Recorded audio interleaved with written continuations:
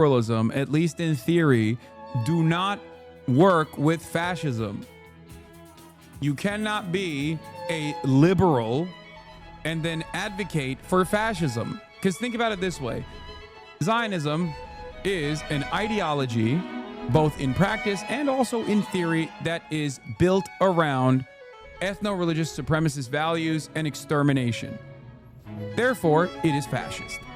Okay? Now, instead of saying liberal Zionism, let's use liberal fascism as a stand-in. Let's substitute, considering that Zionism is fascism, let's substitute the term Zionism for fascism. Hey, I'm a liberal fascist. Okay, the fuck does that mean? So you're just a gay fascist? Like, what's the... Like, what do you mean? It doesn't work. It's ridiculous. And as long as that contradiction at the heart of Zionism is left unaddressed, Israeli society and those who back Israeli society will be oblivious to the changes in Israeli society. They'll just go, oh, how did this happen? How did they become so right-wing? You know? Oh, I don't like how right-wing Israel has become. I just don't fully understand how it happened. It's like, it's happening because you're just not addressing the dehumanization of Palestinians, the indigenous population that Israel constantly is seeking out to dominate. If you don't address that inherent problem, okay, you will never be able to understand why Israeli society keeps becoming more and more right-wing. You know?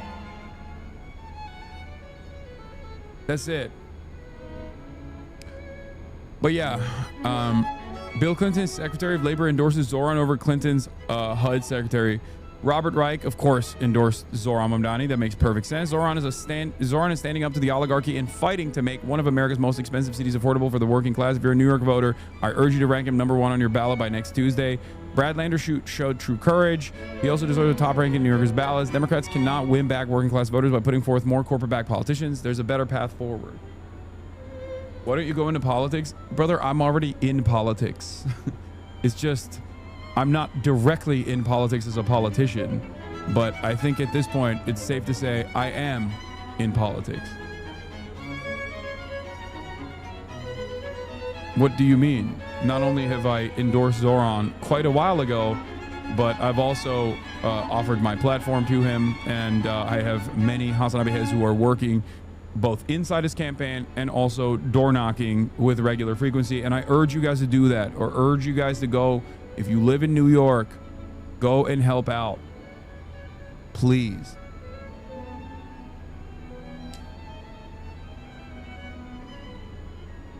I hate when you cover politics. Damn. It's got to be a tough week for you then, chatter. Lots of politics being covered.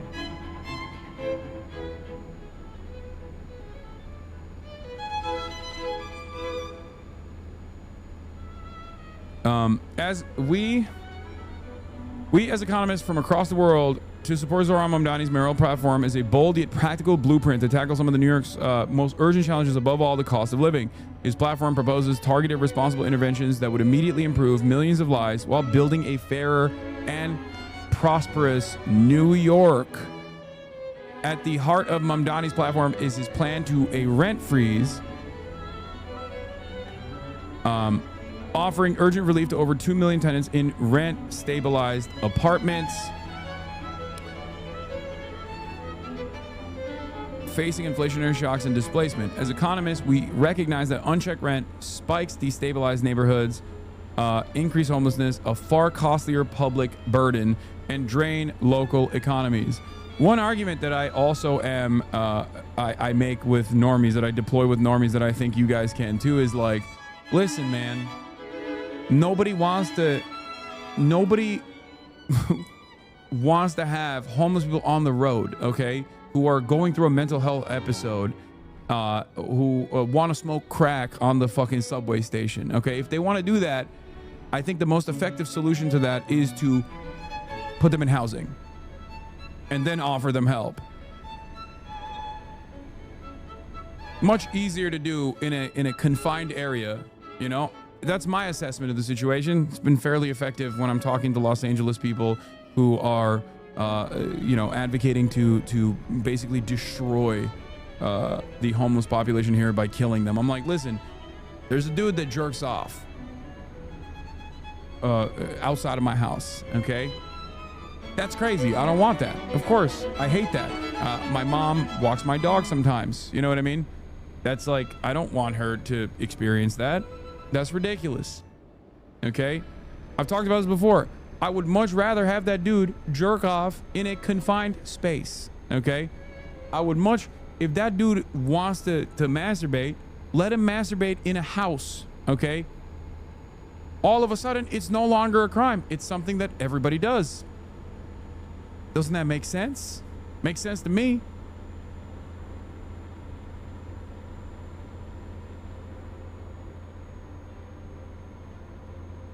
And no, nothing I said is a hypothetical. This is a real conversation that I've had, and this is also a real thing that happens.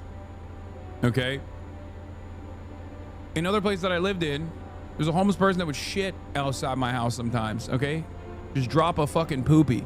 Why is he doing that? Because he doesn't have a fucking place to drop a dookie. Okay? Much rather have that person live in a home, have proper plumbing, and drop a dookie in a toilet rather than outside of my fucking house. Okay? Do you understand?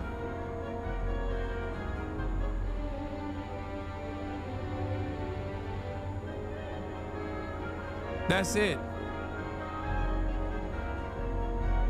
It makes sense. But that's really covering up the problem instead of solving the problem, which is drugs. So you just want to cover up the problem? What are you talking about? What are you talking about? I never said that these people don't deserve to get the proper medical attention that is necessary.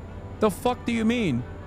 I'm saying the first and immediate solution to that is to get them into permanent shelter, okay? You don't know what your fucking neighbors are doing in terms of how many drugs they're consuming. Much better that they're doing it behind closed doors than they're doing it in fucking broad daylight, right? If someone's gonna smoke crack, and if someone is going to go through the rehabilitation process, I think probably putting them in permanent shelter is the first step, that is the most effective step on their journey of recovery, don't you think? The greatest example for this, of course, is rich people's kids. They do a fuck ton of drugs. What happens? They get shipped off to Malibu to an expensive rehab center, and it doesn't become everybody else's problem. You know? Even if in the incredibly unlikely scenario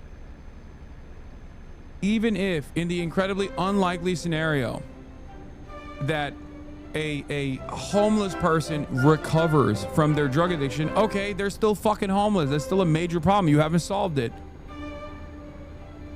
They are infinitely more likely to get back into drugs as a consequence of like being homeless and wanting to self-medicate and not feel the pain of not having shelter every goddamn night. Half the time, that's how they become drug addicts to begin with. But yeah, the whole point is the Democratic Party has been screaming from the mountaintops endlessly about the need for a young, vibrant candidate. Maybe not a young one, but at least a candidate that can activate young people, activate white men, have this broad coalition of voters go out and vote for him, okay? Can be authentic, can go on podcasts and just like be able to communicate effectively about the policy prescriptions that are necessary to solve all these problems. Someone who can advocate for the platform that they're standing on, okay?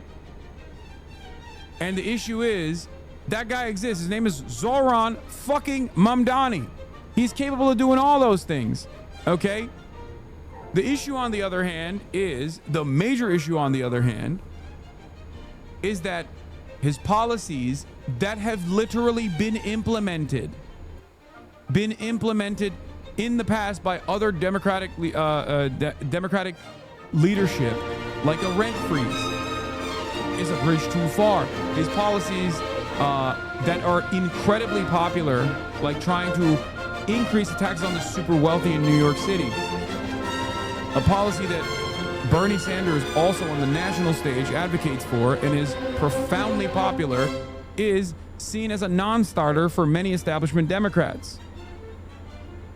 But perhaps most significantly, another incredibly popular opinion that Zoran has and defends is his position, his firm commitment to being against genocide and being against an ethno-supremacist apartheid regime. This, yet again, is immensely popular with the base of Democrats, but it's not popular with the Democratic Party. So if you say, I'm consistently against what Israel is doing, the Democrats go, nah, we can't have that. They don't realize, the Democrats and their donors in the party don't realize that that is the guy. If you want the guy, if you want someone who's going to be able to be anti-establishment and stand on business and you know, be able to fucking reach out to white men and bring back some of this fucking youth vote directly to the Democratic Party, then you have to put your efforts behind people like this rather than use the vestiges of the party to stamp out this kind of politician and attack them as though they are antagonistic to your agenda. Because when people see this shit, when people see what the Dems are doing here, either staying quiet with the hopes that Andrew Cuomo wins because they're at least too embarrassed to actively push for cop rapist, grandma killer Andrew Cuomo, or even directly defending Andrew Cuomo by saying, oh, well, he's more experienced, you know. People get fucking angry at that. People see the Dems as simply only effective when it comes to stamping out true progressive grassroots campaigns. What's going on with Zoran right now is yet again a similar thing that happened with Bernie Sanders. This is exactly what causes the base to resent the party. You can't maintain popular support while simultaneously stamping out all of your popular politicians and position yourself as antagonistic to them, even when they are quite literally advocating for things that you're supposed to advocate for, and in certain circumstances you do advocate for.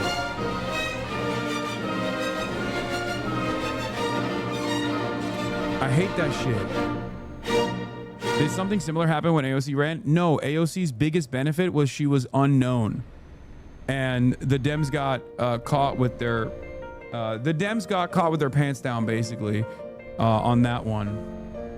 She hit a candidate that was, she primaried a candidate that was incredibly powerful within the Democratic Party, who thought that like that position, that seat was unmovable. She was under the radar, and a lot of Justice Democrats were under the radar. And when they were, the reason why they were so effective in that first batch was because the Dems were not really considering real primary challenges from progressive candidates. But now they know how that stuff works and will actively fight back against candidates like that. That's part of the reason why I was always weighing this calculation on whether or not I should like push Zoran too hard early on, when I was already aware of his campaign and actually liked him quite a bit.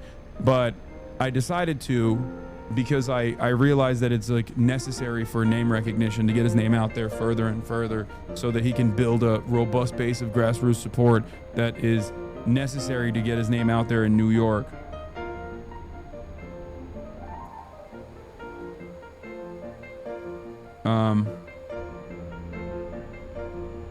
Hold on. Yeah. Do you see people like Zoran and AOC building coalitions with people like David Hogg to build new coalitions in the Democratic Party?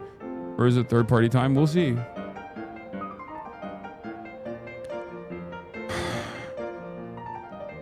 But in any case, that is my brief Zoran statement. None of the policies that he's advocating for are insane. They have literally been done in the past. Anyone who tries to tell you that these are impossible these are policies that are impossible to implement, are lying to you deliberately, and it's especially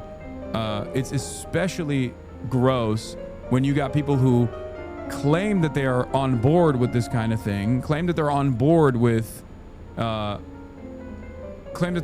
these like modest proposals, social democratic proposals that like kind of alleviate the stress a little bit, the stress of affordability that New Yorkers are facing a little bit, and then turn around and rat fuck the person that will actually push for it, the person who has the best possible chance of overthrowing the potential Cuomo mayoral regime.